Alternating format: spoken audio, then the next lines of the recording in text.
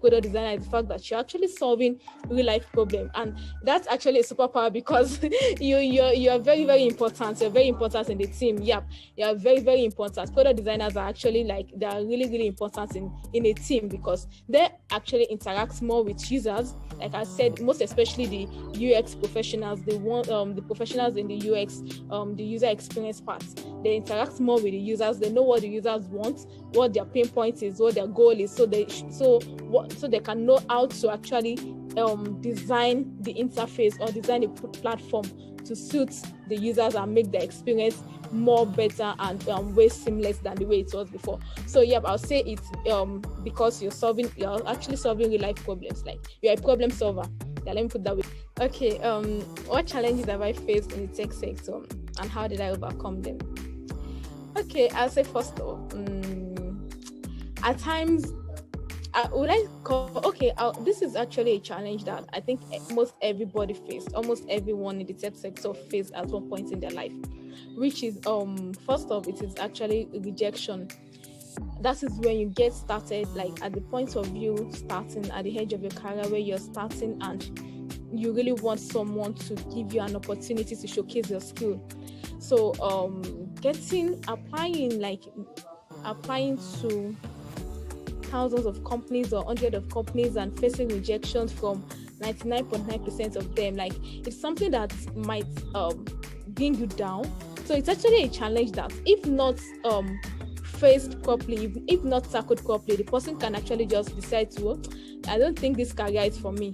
I don't know if you actually understand what I'm saying, because if a rejection gets too much, it can actually weigh down that vibe, that positive spirit, like, I don't think, if this is the way this career is, please, I'm not doing, I don't think this is for me. But that rejection is there to challenge you to do better. That is why it's a challenge. It is there to challenge you, like, they're challenging your skills. They're challenging you that, okay, we need this skill, right? But you don't have it. So what do? Go back, re-strategize, and come back and reapply. Go back, re-strategize, improve on your skills, get the needed skills, work on yourself. Probably if you need to get certification, get the certification. If you need to get the other skills, get the other skills. Work on yourself, re-strategize, come back and reapply later. So rejection is actually a challenge that everybody, I think everyone faces at that point when they're starting out, right? The directors of design today, the head of design today, the lead designers today, at a point where they started out also, they faced rejection. But it is that challenge. It is a challenge that is telling you that, yes, you can do this thing, but you are not there yet. So go back and strategize. Go back and apply wisdom and come back, then reapply. So the courses to take, there are actually a couple of courses. As beginners, there are a couple of courses to take. But my advice is that if you're just starting out, not everyone can actually afford paid courses. Not everyone, because most people actually want to change career path just like I did, and they're actually not financial buoyant to start buying a $150 course or a $99 course or $120 course. So people just want to transition and also get that knowledge, also get that skill. So what I would advise is get a free course, enroll yourself in free courses, multiple free courses for beginners. We have YouTube. YouTube is actually the global university, the global virtual university that everyone actually attend at a point in their career. So go on YouTube, search for beginners course in UI, because you need to understand UI first, like at a point before going to UX, because UX is more broad and actually complex. UI is actually broad and complex too, but you need to start from somewhere. So you can just go on YouTube, search for beginners courses in UI. You can certainly search beginners courses in UI UX as well. Start from there. Watch the tutorials. Whatever they're doing in the tutorial, if the person taking the tutorial, the course, if it's designing on any frame, do yours as well. Open your laptop, download Figma or any tool you want to work with. Sorry, it might be Adobe SD. Download it. Whatever the person is doing, whatever the tutor is doing, do follow what they're doing, follow their procedure, because they're just learning. You need to like still copy what they're doing, like from like just follow them, and that is how you learn. And enroll yourself in free courses. I mean, there are actually free courses. You can search on Google too. There are, I don't know if Skillshare is free, so there are actually free courses that you can do that it can get you started before you can start having little funds, before you can start getting funds to pay for paid courses, to enroll for paid courses. Because when you've done like 3 to 4 YouTube tutorials, at least you can start practicing something on Figma or on Adobe, and start practicing something.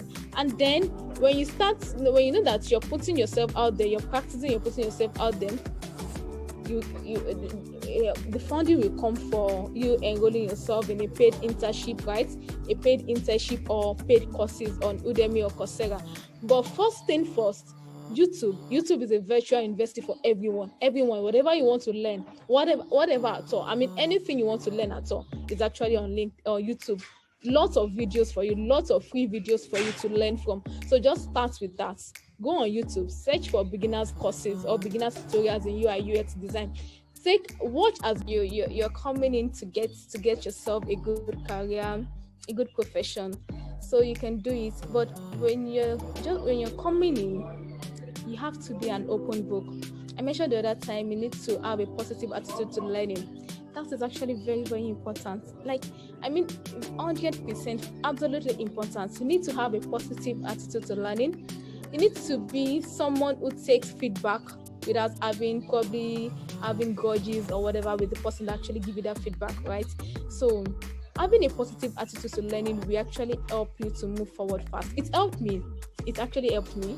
And I'm sure if you're try it also, like you're just starting out, it will also help you. It's workable. Have a positive attitude to learning.